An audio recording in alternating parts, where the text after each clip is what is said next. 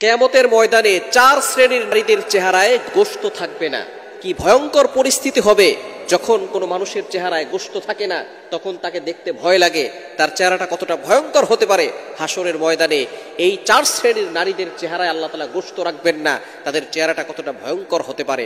এই চারটি কোয়ালিটি থেকে আমাদেরকে দূরে সরে আসতে হবে। নাম্বার ওয়ান, এক নাম্বার হচ্ছে যেই সমস্ত নারীরা গীবত করে। যারা গীবত করে তারা জঘন্যতম গুনাহের কাজ করে। আল গীবাতু আশাদ্দু মিনাজ জিনা, গীবত ইজ হার্ডার দ্যান ফর্নিকেশন। এই গীবতের গুনাহ জিনার থেকেও মারাত্মক গুনাহ। যারা এই গীবতের গুনাহ করে তারা জিনার তাওবা করা সহজ, কিন্তু গীবতের তাওবা করা সহজ নয়। এজন্য গীবতকারিনী যে সমস্ত নারীরা আছেন কিয়ামতের ময়দানে তাদের এই মুখে কোনো গোশত থাকবে না। এবং আল্লাহ পাক রব্বুল আলামিন সূরা হুজুরাতের ভিতরে বলে দিয়েছেন, আইয়ুহিব্বু আহাদুকুম আইয়াকুলা লাহমা আখিহি মাইতান ফাকারিহতুমু। কেউ কি আছে নিজের আপন মরা ভাইয়ের গোশত খাবে? যারা গীবত করে তারা কেমন যেন আপন মরা ভাইয়ের গোশত খাওয়ার গুনাহ করে। এজন্য এক নাম্বার হচ্ছে গীবত করা যাবে না। গীবত কি?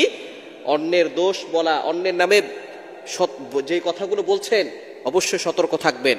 গীবত কিন্তু মিথ্যা কথা নয়, গীবত হচ্ছে সত্য কথা। অনুপস্থিত ব্যক্তির নামে এমন কোনো কথা বলা যেই কথা তার সামনে বললে সে মনে কষ্ট পেত, এটাই হচ্ছে গীবত। এক নাম্বার, গীবতকারীকে আল্লাহ তাআলা পছন্দ করেন না, কিয়ামতের ময়দানে তাদের চেহারায় গোশত থাকবে না। দুই নাম্বার হচ্ছে যারা হিংসা করে। মানুষের উন্নতি দেখলে সহ্য হয় না, পাশের বাসার তারা বড়লোক হয়ে যাচ্ছে, বিল্ডিং তৈরি করতেছে, তাদের চাকরিতে উন্নতি হচ্ছে, এগুলো অনেকের সহ্য হয় না। যারা হিংসা করে আল্লাহ তাআলা তাদেরকে পছন্দ করেন না। এজন্য হিংসা করা থেকে আমরা দূরে সরে আসবো।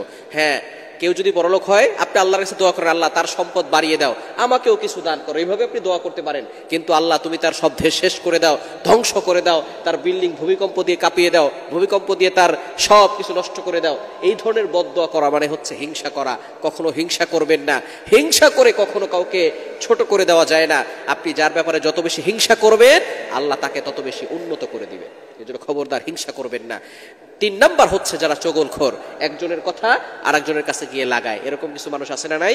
একজনের কথা সুন্দর করে কথা বলে, তার সাথে কথা বলার পরে সেই কথাগুলো অন্যের কাছে গিয়ে লাগায়। নবীজি সাল্লাল্লাহু আলাইহি ওয়াসাল্লাম জানিয়ে দিয়েছেন, লা ইয়াদখুলুল জান্নাতা কাত্তাত, চগলখোর কখনো জান্নাতে যাবে না। এজন্য তিন নাম্বার হচ্ছে চগলখড়ি করা যাবে না। চার নাম্বার হচ্ছে জিনাকারিনী নারী। যারা জিনা করে আল্লাহ পাক রব্বুল আলামিন জিনার ব্যাপারে সতর্ক করে দিয়েছেন। কোরআন খুলেন, আল্লাহ বলছেন 15 নম্বর পারা 4 নম্বর পৃষ্ঠার 3-4 নম্বর লাইন, সূরা বনী ইসরাঈলের 32 32 নম্বর আয়াতে আল্লাহ বলছেন, ওয়ালা তাকরাবুজ জিনা ইন্নাহু কানা ফাহিশা, ইউ শাল নট কমিট অ্যাডাল্টারি, তোমরা ব্যভিচারের কাছেও যেও না। সুতরাং জিনাকারিনী নারী যারা আছে আল্লাহ পাক রব্বুল আলামিন কিয়ামতের ময়দানে ভয়ঙ্কর শাস্তি তাদেরকে দিবেন। এই চারটি কোয়ালিটি থেকে আমাদেরকে দূরে সরে আসতে হবে। আল্লাহ তাআলা আমাদের সকলকে হেফাজত করেন।